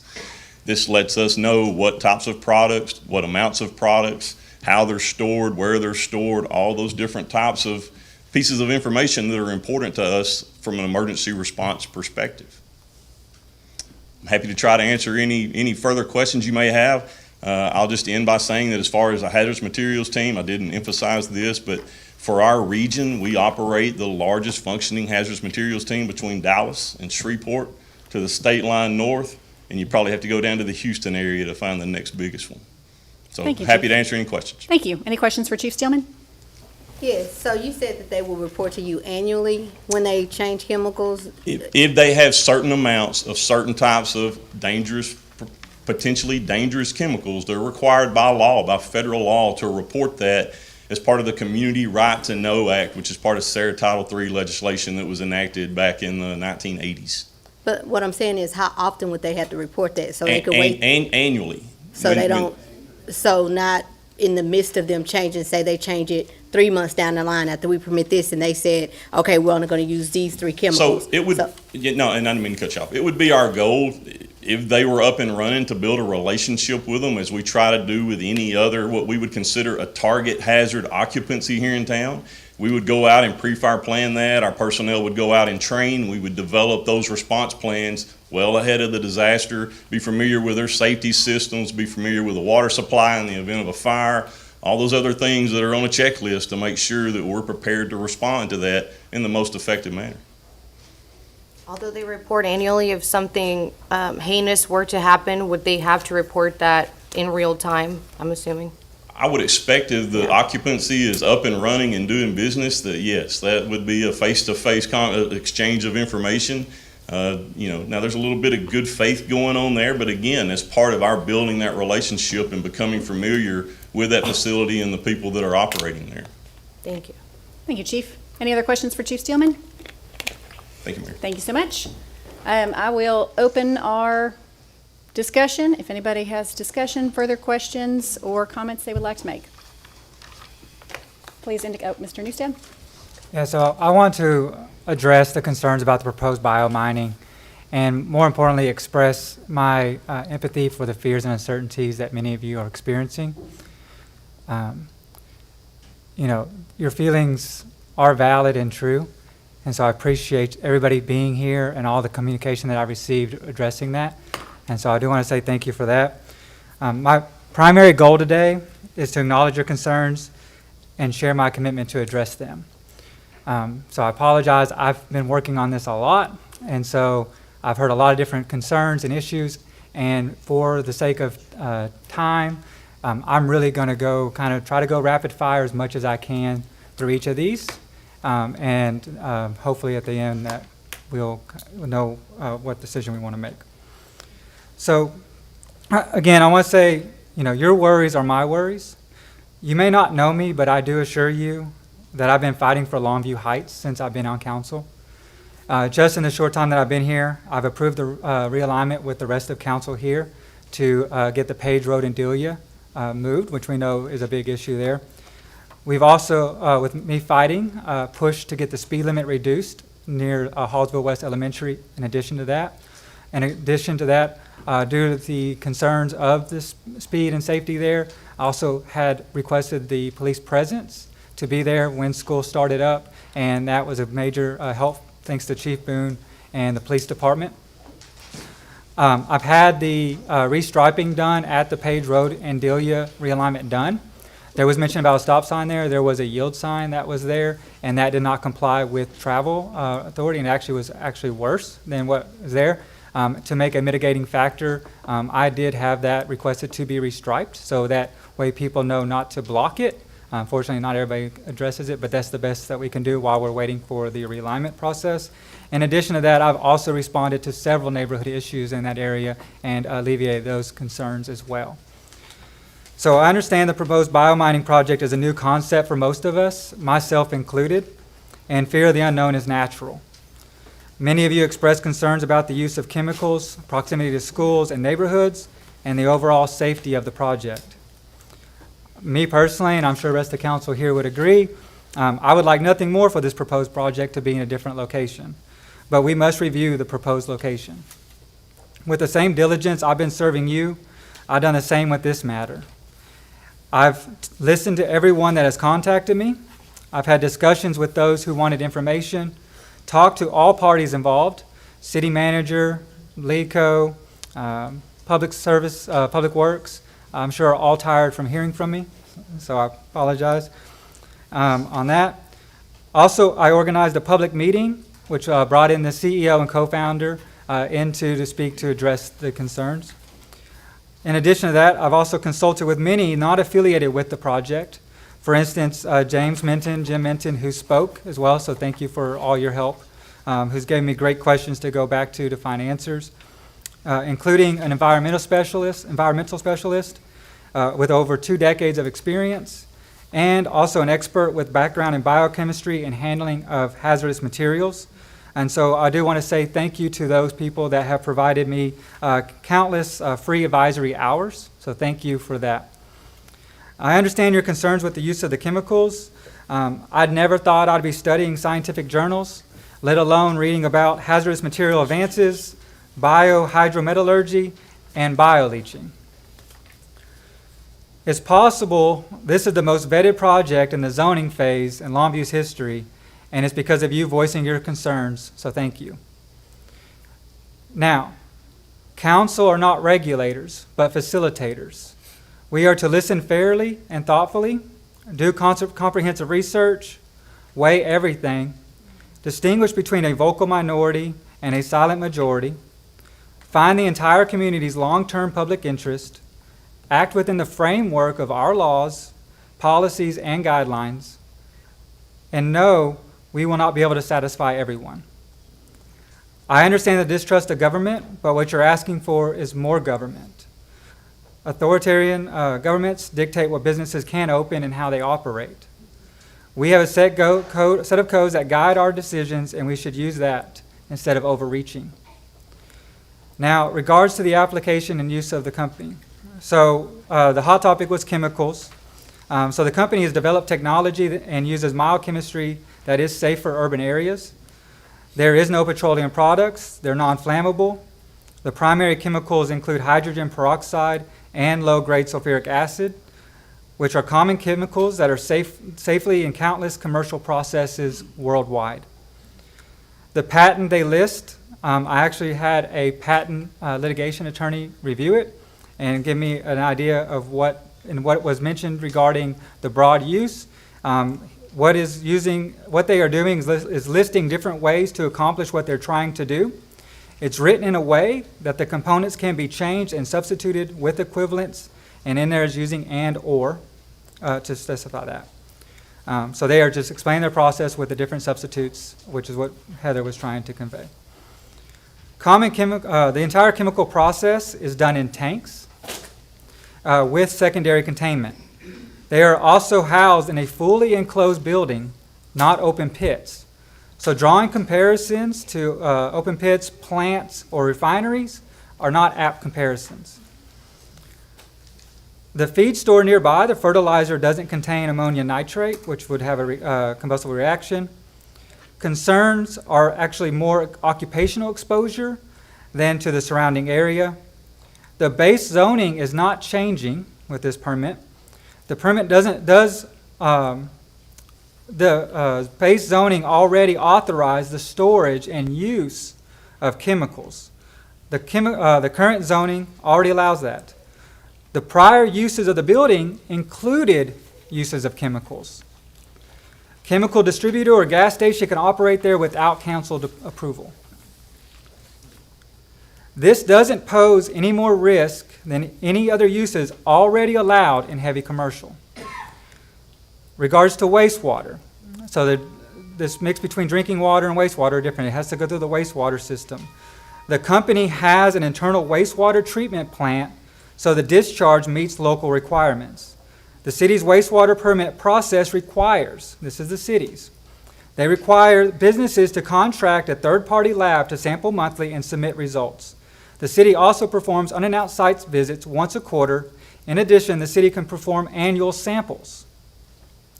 Traffic, 24 employees. I believe it's 1 truck a day. I think Wayne mentioned one a week, but I think that was regards to the chemicals. But 1 truck a day. Trucks are not permitted to drive on Page Road or Delia. That was my major concern, that I wanted to make sure that I did not want the trucks traveling down residential streets, but they are already not permitted to be there. So that's a big one for me. And then the transportation of hazardous materials, they are regulated through Department of Transportation and have to meet regulatory requirements for that. Air, it's in a controlled environment. They are using industrial air filters. The emissions are so low that it is permit by rule, which just means they are required to have one for what they do, but there is no, the emissions are low for that reason. And the industrial air filters is common in a bunch of things around here to keep that. Again, this is in a controlled area. For the sound, circuit boards, so it's not heavy metal, which was before there, so it should be quite quiet. The grinding, I'm not sure of on that.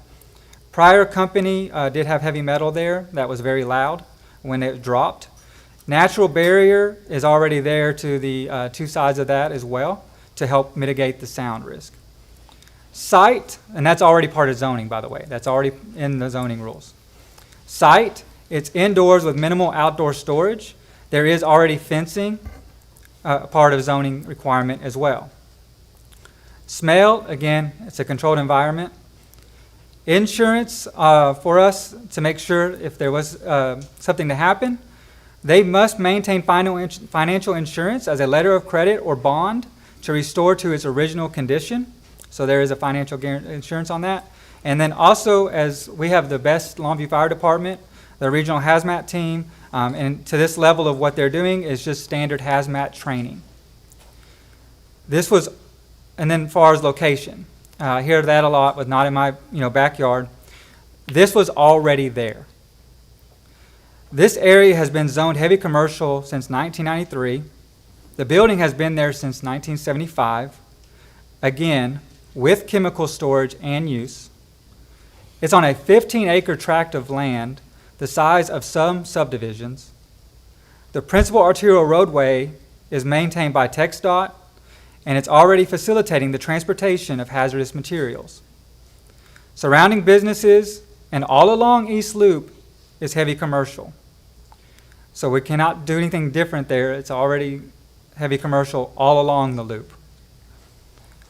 Knowing this, the businesses, other residents, other schools, all that has still located there. And the question about putting it next, would I put my family next to this? I absolutely would. My family and I already live nearby a business that transports, handles, and disposes of hazardous materials. Much worse than this. It is crucial to note the company's stated mission is to minimize environmental impact by removing impurities in a low-carbon circular economy. This has been vetted by the U.S. Department of Commerce, Texas Governor's Office, LEEDCO, Independent Environmental Specialists, Local 1, Longview Fire Department Hazmat Response, Public Works, Development Services, local property owners, and there's also a lot of silent experts that have written their letters in support of this, and knowingly, understandably, they don't want to go public because, but the council has all received it because of the charged environment. When it's loud, what it does is it does not allow for discussion and dissenting of views. So I also do applaud those that did speak publicly in support, and the Laterno chemistry professor as well. I will mention the lack of experts that spoke out against it. And then back to the role of council. Oh, and also with that, we can't make decisions in a vacuum. So back to the role of council, we need to act within the framework of our laws, policies, and guidelines. We talked a lot about things that are outside of the scope of what we are voting on to address concerns, but it's not why we are here. We are reviewing to see if the requested permit is suitable for the following area. Does it have any adverse effects? And if so, what allowed mitigation measures are needed, if any, so the company consider this location in Longview? We are not changing the base zoning, which already allows for the use of storage and chemicals. At this point of the process, we are very upstream. This permit is the first step in the feasibility process. The proposed project must conform with federal, state, and local regulations on handling and disposing of hazardous materials. We as a council are not approving the business to operate. Council's role is not to regulate businesses or control what private property owners do with their property. You may purchase or lease this property to do so. Government overreach does not achieve trust.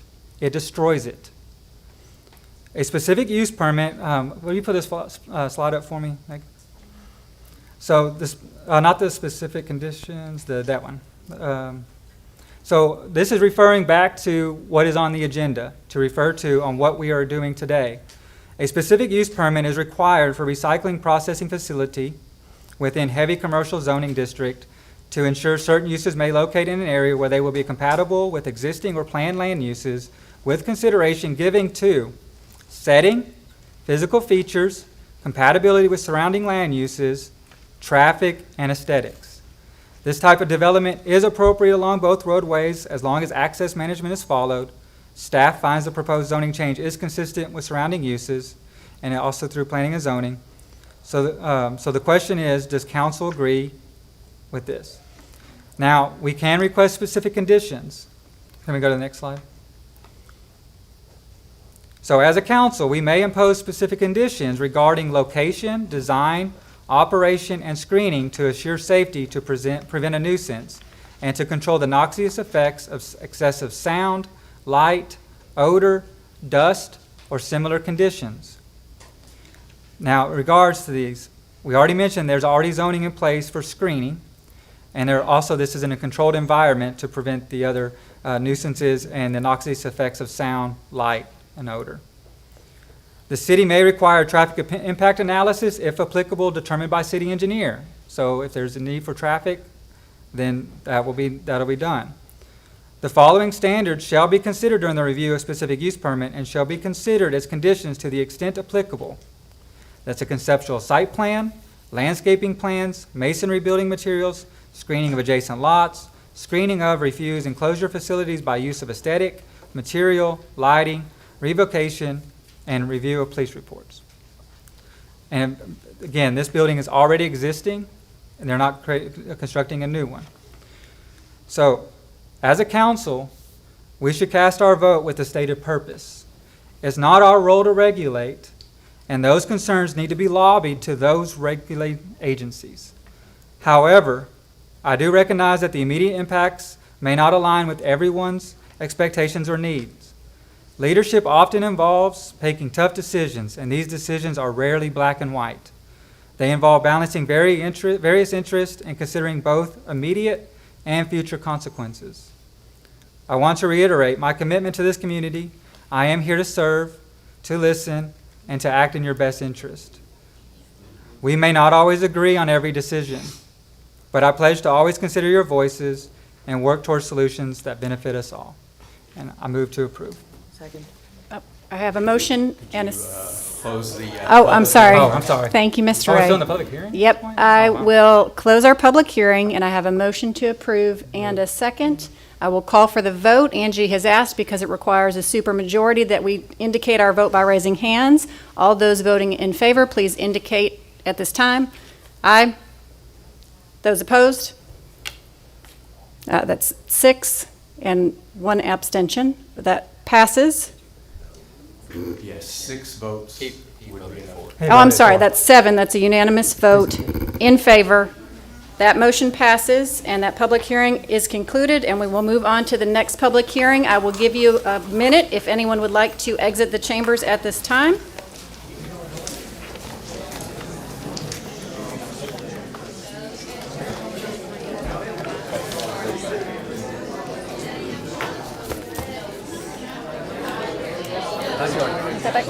Nope, I forgot like 3 things already today. You can go potty. You got time. Ugh. You missed that 30-second media. I did. I'm fine. Probably Xanax. It's good to see you. Here to cancel for 5 Yes, you two specifically. See you later. Take care. Good to see you.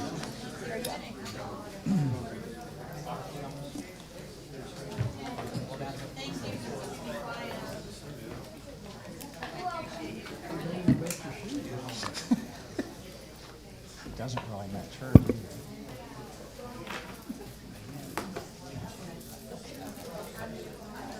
Yeah, okay.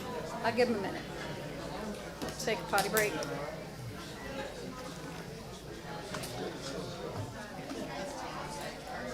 Any meeting has 7 minutes.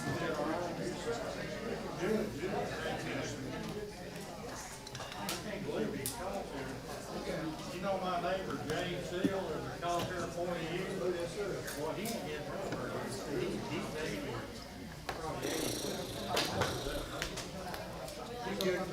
He's been my neighbor for 20 years.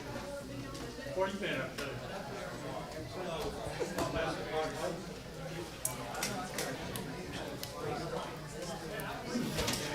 Thank you.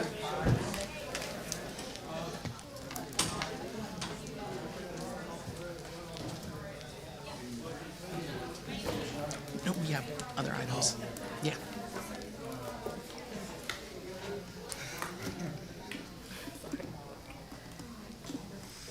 Way to clear a room.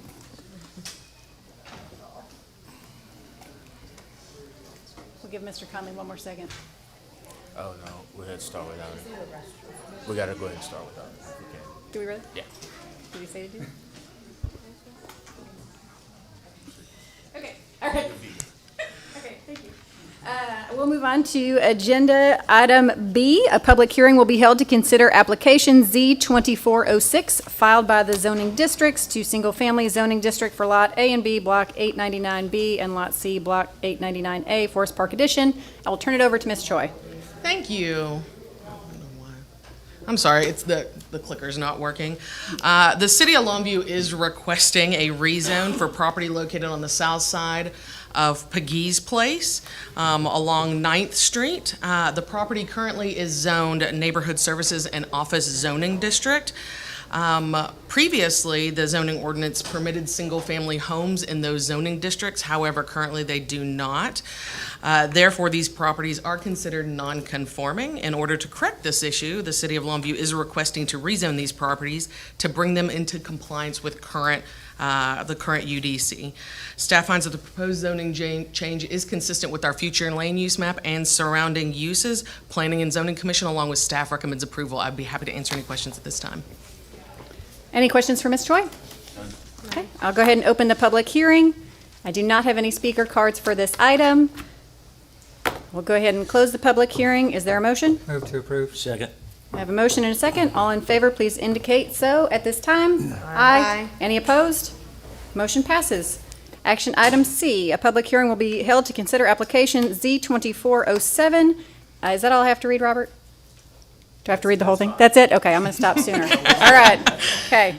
Ms. Thank Troy, you. over to you. The City of Longview is requesting a zoning change located south of Heritage Boulevard from general retail to single-family for zoning district.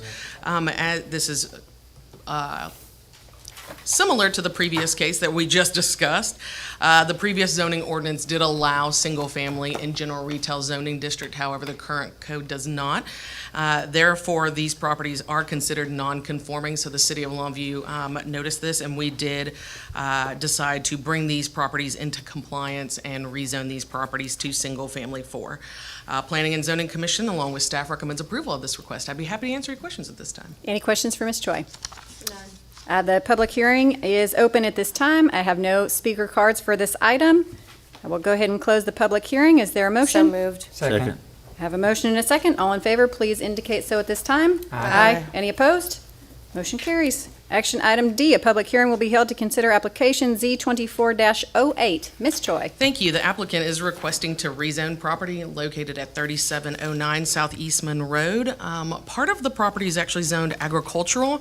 Currently, Bagley Tractor is located here, and they're wanting to rezone the rest of their property to heavy commercial so that it's all the same and make it conforming. Staff finds that the proposed zoning change is consistent with our future land use map and surrounding uses. Planning and Zoning Commission, along with staff, recommends approval. I'd be happy to answer any questions at this time. Any questions for Ms. Choi? None. Okay, the public hearing is open at this time. I have no speaker cards, and I will close the public hearing. Is there a motion? I move to approve it. So moved. Second. Second. All in favor, please indicate at this time. Aye. Any opposed? Motion is passed. Whew. Next, items of community interest. We'll start with Mr. Conley. Yeah, I'd like to recognize Bonnie Hubbard spoke earlier about our animal shelter, and I think it's impressive that their month of June is microchip month for animals, and any animal that needs to be, that anyone's a resident of Gregg County can microchip their animals for free. It's a great service, and she's told me that they did 20 today, and there's been a really good a lot of involvement. That's been about the average. Some days about more than that. So it's impressive, and I just want to give credit to Bonnie Hubbard and the animal shelter for what they're doing there. Thank you. Ms. Moore? Yes, we want y'all to please join us this Saturday, June 15th, as we celebrate Juneteenth in Longview. The day's events will include a parade down Martin Luther King Boulevard, and it will be coming back to Broad Recreation Center due to public demand, and we're happy and excited about that. There'll be a festival in the park, a business expo, and more. We are still working on to secure registration for kickball tournaments, 3-on-3 basketball, and other events, including a free throw contest, 3-point contest, bounce houses, and many more. Oh, and I would like to give a special congratulations to Mr. Marcus Pewitt. He will serve as our Grand Marshal of the Juneteenth parade, and we're excited about that. Marcus Pewitt is the founder of State Realty, which has serviced East Texas area for 44 years. He started State Realty in 1980 and became the third black broker of the Longview, Texas area. In 1985, Marcus Pewitt superheaded the Longview Metro Chamber of Commerce, which had over 200 members. He also served as a city councilman of District 3 in 1990. Mr. Pewitt has been a devoted husband, father, grandfather, and businessman. He serves as a deacon at Begali Baptist Church, where he has previously received acknowledgments for being Family of the Year. He has also served as on the Gregg County Appraisal Board and is a father of 5 children, and we congratulate him as Grand Marshal and excited about it. Thank you. Mr. Wade? Yes, I also too would just like to acknowledge this weekend Juneteenth celebration and encourage everyone to come out and take part in all the things that are happening. As Councilwoman Moore mentioned, we're able to experience the balloon race that's happening now, the hot air balloon, the Juneteenth parade, the festival in the park, and the tournaments that were mentioned. And also there's some other community events that are happening that are not hosted by the city of Longview, which include a softball tournament, a celebration gala, a comedy extravaganza. Sorry about that. I think it was misspelled, so it wasn't my pronunciation. Yeah, it's okay. That's all happening on June 15th. And then, not to mention, which is a really great time every year, is our Juneteenth rodeo, which will happen on June 29th. And that'll be it for me, Mayor Ishihara. Thank you so much. Mr. Newsted. Yes. So I want to say the Laugh Out Longview's first comedy festival is coming July 5th through 6th. I do love how Laugh Out Longview is LOL, by the way. And it's the Improv Festival is going to feature Laura Hall from Whose Line It Is Anyway and the Upright Citizens Brigade Touring Company. Both of those are big in that area. And for Longview to attract a festival of this type of talent is like what you normally would see in the major metroplexes. And if you want more things like this, we have to support what we get. So go buy tickets today at the gototheaterlongview.com for tickets. I'll also say our improv troupe, Duck Duck Moose, is going to be one of the featured ones. And I am Team Richard Yeakley because he's our public information officer. I'm sorry, David, and the rest for that. And then I'm going to do an audible real quick. I did not have this one because it was actually shared just yesterday. But Richard Yeakley and his team also, they won the City Send It music video they did. Video took home 3rd place in the state for marketing PSA video this past week at the Texas Association of Municipal Information Officers. And if you haven't seen that video, it's the bomb, which is 90s slang for you because they did a 90s throwback. So watch the video, and the City Send app is amazing, by the way, too. So use it. Thank you. Thank you. Ms. Gamble? I'm surprised they didn't recruit John, and shout out to Whitney Pierce, who was my high school graduation buddy. Faith, Family, and Freedom. Join Hannah House and HEPTA celebrating our independence early on June 29th from 6:30 to 9:30. There will be food, fireworks, music at 6253 Nightingale Road. Bring a lawn chair. Something that affects us all that we should all be aware of so that we can help fight against it is trafficking in persons, a huge crime here, and there will be a World Day Against Trafficking in Persons, July 30th, in front of the Gregg County Courthouse at 7 p.m. As we approach the 10th World Day Against Trafficking in Persons on July 30th, 2024, it is crucial to address the shortcomings and accelerate action to end human trafficking. So I hope you all join us for this very important event. Way to go, Panthers! We're so proud. Even though you did not win, shout out to another East Texas team who did win, but we are so grateful, so thankful that you played your hearts out and that you represented Spring Hill and Longview well. Thank you to Congressman Moran for having us out for the congressional baseball game this weekend to support Congressional District 1. There was a lot of Longview, Tyler, and people from our area just rooting him on and making sure that we won. And just an audible, like John Newstad said, a shout out to John Sorsby, a famous Texas outdoorsman from Instagram, who's visiting Longview this weekend apparently. So thank you for visiting us. Please make us go viral and recruit more people to move here. So highlight all our awesome stuff. Thank you.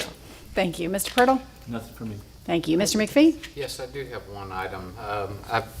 Many of you know the respect and admiration that I have for the former Longview City Manager, Ricky Childers. I count him as one of my true mentors, and he has played an invaluable role in my career.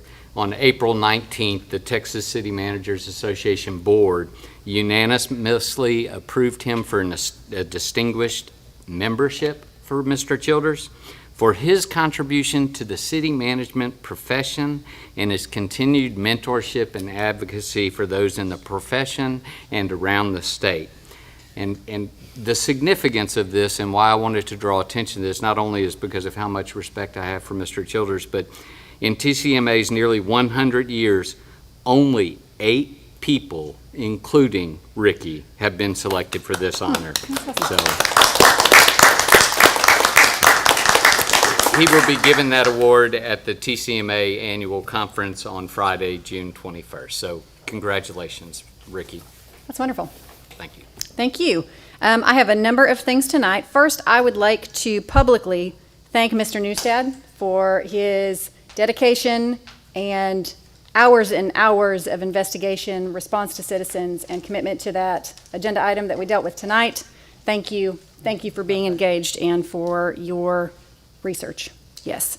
And the first one I have is a bit of a humble brag. I received a letter from Judge Stout today, and I wanted to share that with you. It says, "Dear Mayor, the purpose of this letter is to express my sincere appreciation to Rollin McPhee and staff for their outstanding professional assistance in working with our construction company. It has been a pleasure to work with your city staff, and I look forward to continuing this collaboration in regards to the very exciting parking garage happening downtown." So just wanted to highlight the collaboration we have with the county and thank Rollin and the team here for doing a great job, as always, making us look good.